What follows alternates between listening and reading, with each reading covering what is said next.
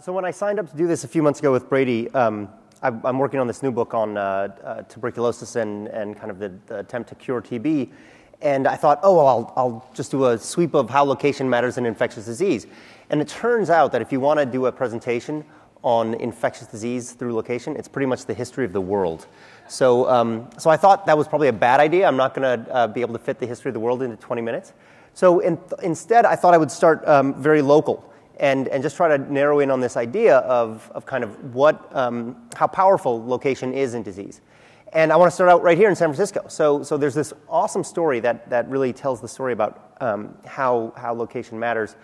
Right at the turn of the century, 1900, there was a boat coming in to San Francisco, a lot of boats coming into San Francisco at the time, and this one was filled with Chinese immigrants, and it had a couple people with the plague on the boat. And so they took the boat and they immediately sent it to here, to Angel Island, which was the quarantine station. It was the West Coast equivalent of Ellis Island. And so they put the boat in quarantine and had everybody come down this dock. This is the dock is, you can still actually go see this. The dock is gone, but the forts are still there. So they quarantined the boat, they stuck it there, and then they had the people walk off like this. These are Japanese women and then Chinese men behind them. But at the same time, and so they came down and then they went into a building and were quarantined for a few months. Now what happens, quarantine is actually this great little phrase. It comes out of the Italian word quaranta, which was the 40 days that when a ship came into Venice in the 14th century, it would have to be stationed and stay in port for 40 days before any of the soldiers could come off. Now they didn't know why disease came on ships, right? They didn't know of such a thing called germs, but they knew that when a ship came in, sometimes disease came with it. So they created this idea of a quarantine, which is actually what they put in effect here. The problem with quarantines is that they're, especially before before the germs theory existed, they didn't really know what was on the ship that was going to cause disease. So in the case of this boat, even in the couple of years after the germ theory, they couldn't account for two things that were on this boat, other than the people that they had accounted for. They couldn't account for the rats, which are kind of well known as today as the conduit of plague or the vector of the disease, and then the stowaways. So with rats and stowaways, the ship may have been quarantined, the official passengers may have been quarantined, but the actual disease was not. So what happened is the disease went from Angel Island all the way to Chinatown. And so there was an outbreak of plague in Chinatown. Now, they weren't sure about it, right? They were just kind of reports. It was rudimentary health tracking. The sanitation department in the city of San Francisco heard reports that there was plague, but they didn't have any proof. They didn't have any evidence. And the idea of disease, the idea of a disease like plague in the United States, it had never been reported before. And so this was a big deal, especially for the city leaders of San Francisco. And so the business interests said that, no, there's no such thing as plague in San Francisco. The governor of the state of California said, no, there's no plague in San Francisco. The press said there's no plague in San Francisco. There was kind of a rallying around the idea that, no, San Francisco is fine, plague is not here. So the Department of Hygiene was up against strong, massive political powers. And they had no proof. They needed evidence, right? They needed to locate disease. They needed proof that disease existed. Well, what began to happen was as people died in Chinatown, they would drag them down to the harbor. They would drag the bodies down to the harbor, put them on boats, and go out to sea and dump the bodies in the bay. So there was no evidence of the disease. So the sanitation department started putting boats out in the harbor to watch for people dumping bodies. Then those people that were dumping the bodies started to sabotage the health department boats. The U.S. Navy was called in to protect Department of Sanitation as they tried to find people with the evidence of plague, right? So the U.S. Navy is called in. Picture, this is right here in San Francisco. And finally, they get the bodies. They find the evidence that, yes, people are dying of plague in the city of San Francisco. So no longer can the governor deny it. No longer can the press deny it. No longer can it be denied that plague has happened here in the United States. And it actually took a intervention by the U.S. Secretary of Treasury to make sure that they actually then quarantined the whole neighborhood of Chinatown. 150 people at a minimum had died of the plague by that time, and it became a recurrent problem throughout the West. But the important thing here, the kind of lesson of this, what I think is a kind of crazy story, is that tracking disease, that act of tracking disease, was an incredibly powerful and politically loaded act, right? Just knowing that disease existed, saying, yes, it is here, it is at this place, was such a loaded proposition that the entire apparatus of the establishment had denied it. And so these kind of heroes of the health department, these heroes of public health, managed to marshal the resources and get the evidence to track disease. Now, that's kind of, that was 100 years ago, but it's still something that is incredibly powerful today. This is a map of Haiti, and if you read the front page of the New York Times on Sunday, you saw that there's this amazing phenomenon that happened in Haiti right after the earthquake, which was that an outbreak of cholera. And what happened was the UN troops from Nepal, who were stationed in near that lake where the inset box is, they were stationed there. That they were part of the peacekeeping operation that was helping out Haiti. But the problem was they had just had an outbreak of cholera in Nepal. So the troops brought cholera to Haiti, and then it went down the river. That kind of red or that green and yellow wiggle that you see is actually the river. And as the disease went into the river, it started to spread disease throughout the country. Again, an incredibly politically kind of incendiary act, because you have the irony of the peacekeepers, the people who are supposed to be protecting the people of Haiti, are actually infecting them with disease. So these are outbreaks, right? This is kind of these are the maps that we expect to see when we think of infectious disease. These are the eruptive maps, the fast maps, what I call fast maps of disease, that have all this kind of portent to them because they show disease in its kind of wildest state, infectious disease in its wildest state. But there are other ways of looking at infectious disease, and those are slow maps. And one of my favorite slow maps is this one of the United States. Obviously, this is an empty map. But in the mid-19th century, tuberculosis was the biggest killer in the US and in Europe. If you can imagine, a quarter of the population died of tuberculosis here and in Europe. It was so widespread, it was bigger killer than kind of on the scale of heart disease today. It was so widespread that they didn't even bother tracking it, right? So it's a kind of the way you think about car accidents versus airplane accidents today, right? We care a lot about airplane accidents. That gets a lot of drama. Those are, if you will, fast maps. But things like car accidents, even though they kill 30,000 people a year compared to 100 people who die a year on average of plane accidents, those slow maps, those slow kind of constant background churn of car accidents, we don't really pay attention to it. So it was in the 19th century with tuberculosis. It was just kind of always there. It was always part of the daily life, but it wasn't something that anybody bothered to track. In fact, they didn't even bother to note it in the causes of mortality. You had other diseases, kind of the more immediate proximate cause, pneumonia or something like that somebody may have died of. But the actual root cause, TB, was barely recognized, despite its massive impact on the population. Well, what changed in the around 1860, after the Civil War, was that people started to get excited about a new way of dealing with TB. They decided that going out west was a way that they could get health, right? So this was a kind of big western migration. And all of these cities that we think of today as many of the major cities of the West, were actually founded as tubercular colonies. So half of the population of all these cities in the mid to late 19th century was populated by people with tuberculosis. The state of Colorado, 1/3 of the state of Colorado was people with TB. 1/3 of the state of New Mexico was people with TB. And this was a very slow map, right? This was a slow map that infectious disease had this effect on the fabric of the country. It was actually one of the big kind of propellant properties that made the West conquered. If you go to some of these cities, they still reckon with their TB history, but in many of the other places, obviously Los Angeles, there's no kind of vestige of its existence as a TB colony. But that's what a slow map of disease looks like, right? And that's actually can be as powerful and dramatic of an effect on people and society as those fast maps of epidemic disease.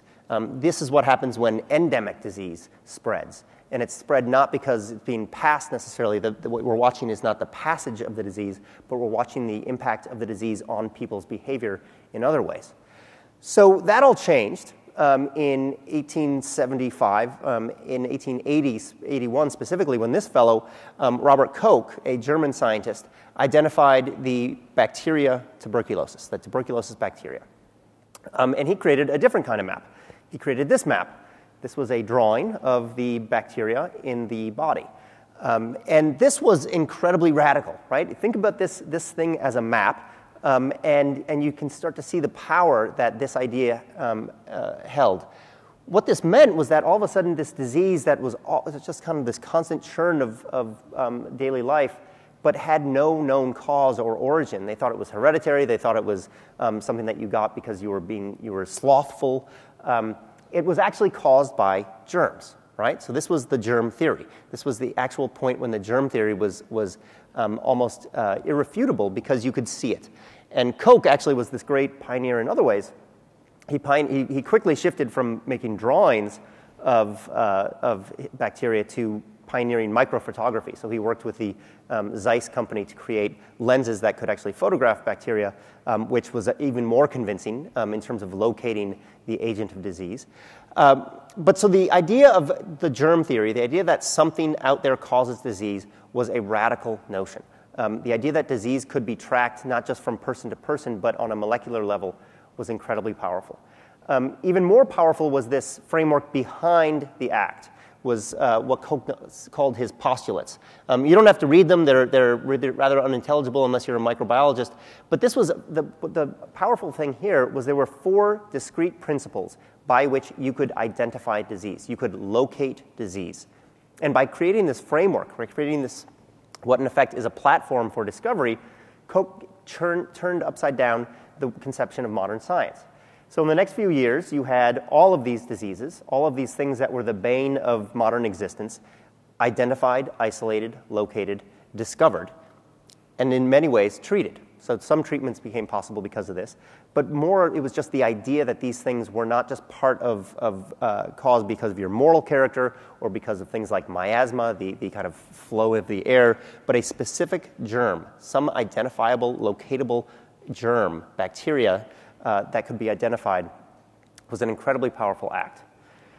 So this had amazing impacts on society. So just as today, the companies that you've heard from already and so much of this conference is about the effect of location, well, so in the late 19th century, the idea of germs was a incredibly powerful upheaval. So picture, if you will, a society where it's okay to spit, where spitting on the sidewalk is normal, and where all of a sudden this theory comes along that shows that germs are carried in spit, and so you have to stop the entire population from spitting. Well, that's a hard thing to do. You know this idea of the 5-second rule? Think about the moment when you actually had to invent the 5-second rule. That's what people were trying to do because of this germ theory. So you had this great kind of process that society had to go through in reckoning with what the impact of the germ theory was on daily life. It was kind of like adding location to all these services. It was so provocative, but still had to be worked out in the daily functioning of people's day-to-day life. Now then there's a second here of the story, and it was this fellow, Herman Biggs. He was a physician in New York, and what he did is he decided that he could build on Koch's proposition of the discovery of TB and the discovery of the germ theory and start identifying where tuberculosis was in New York City. And what he did is create this map. Now, some of you may look at this and think it looks familiar. It may look like John Snow's map of a cholera outbreak in London in the 1850s.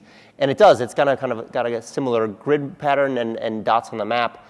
The difference, though, between Snow's map and Biggs' map is Snow's map is a fast map, right? It's an eruption. It's an outbreak of infectious disease. Biggs' map is a slow map. This is disease that had festered and germinated in the population for decades. It was so ubiquitous that it wasn't even reckoned with, right? It wasn't tracked at all. And all of a sudden, Biggs came along and decided to put points on the map and start to give people a sense of where the disease was. Where was TB hitting? What neighborhoods was it hitting? What neighborhoods needed services? And that was an incredibly powerful act. It changed the fabric of public health. In many ways, it was the invention of urban public health in New York City and worldwide. So here's the effect. This is a map or a chart rather, of TB in New York from 1804 to 1950. So the sweep of Biggs' discovery, or Biggs' map, was 1900, about 2/3 of the way through. Here was the point where Koch identified the TB bacteria. And if you look at it, that point was actually incredibly powerful. That point was where this kind of up and down and slow, gradual decrease, but that point was really where a radical drop in TB cases came. And that's because all of a sudden people knew where TB was. They knew how to locate it on a microscopic level. They knew how to locate it in a population level.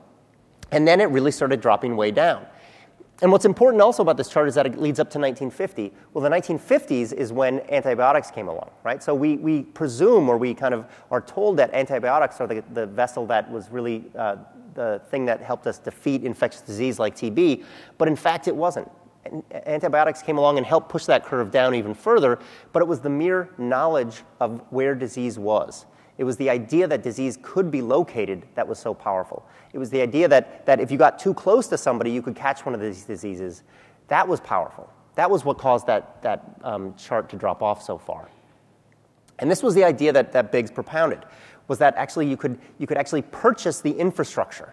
You could make an infrastructure. You could create an infrastructure that pushed disease down. And that infrastructure, in many ways, was one of mapping. That infrastructure was one of knowing what the location of disease was. If you manage to devote the resources to knowing where disease is, then you can push it down. So this is what happens after pretty much the continuation of that map. This is from 1950 or 1940 on. And in 1980, I shift to predicted cases, and you'll see why. Because this is what happened when antibiotics were brought on. And so this would be the curve that happened if Biggs' methods were kind of continued and combined with antibiotics. This is what would happen. Instead, here's what did happen. TB cases started to go up in the 1980s. Why is that? What happened was the New York City Health Department slashed its budget for tracking TB. They saw that curve, they saw it going down and down and down, and they thought, okay, we've got this taken care of. We don't need to track this disease anymore. So they stopped locating it. They stopped devoting resources to managing the disease. They stopped devoting resources to even tracking it on a massive population level. And what happened was that the unintended or the unexpected kind of combination of HIV and a drug epidemic of crack and heroin users pushed that bar up. So they had an explosion of cases. They had 30,000 extra cases of TB in New York City in the 80s and 90s until they could finally they recognized that curve and they could start devoting the resources to tracking it once again. It was because they know when you were able to say where disease was that you could actually be pushing that curve down. When they took their eye off the ball, when they took their eye off the map, they started to lose the game. So this is important today because I want to go to just end up with some modern examples. There's this great organization up in Washington. The University of Washington has created the Institute for Health Metrics and Evaluation. This is a Gates-funded department, Gates-funded organization that Gates gave them $100 million to basically track disease, to count disease, to track one of their core missions is simply to identify who dies of disease and where. Well, that sounds obvious, right? It sounds like something we should probably know already, right? It's 2012. We certainly know how many people are dying of disease and where they're dying of disease, and in fact, we don't at all. We're profoundly ill-served in terms of actually knowing the basic details of who and where disease happens. So they come up with charts like this. This is the U.S. cause of death. And then another kind of map is this one that's those points on the line are different countries, and these are deaths due to malaria. So what happens when an independent organization like the Institute for Health Metrics comes along and they start tracking disease in a way that we expect an agency like the World Health Organization to already be tracking it, well, you start to learn things because you take politics out of the equation. That was the premise of the Institute for Health Metrics, was that the WHO had become slightly politicized, not unlike the California government in the turn of the century. It turns out that just last month, or actually February 2nd, this organization announced results of 30 years of analysis of malaria deaths. And it turned out that twice as many people in the world were dying of malaria as anybody had anticipated. So think of that. Twice as many people were dying of this amazingly popular or amazingly ubiquitous disease, but the numbers were double what anybody actually was estimating. What they did is they tracked it, they looked at the numbers, they did the math. That very simple, basic equation is something that is still so powerful in this world. Tracking disease, just knowing where it is, knowing what causes something, is an incredibly powerful and radical act. And I think we're just starting, the more we harness the resources that you guys are talking about and that you guys are here to serve, the more we combine those and create things like this other organization, healthmap.org, the more we can still keep pushing those curves down. Thank you very much.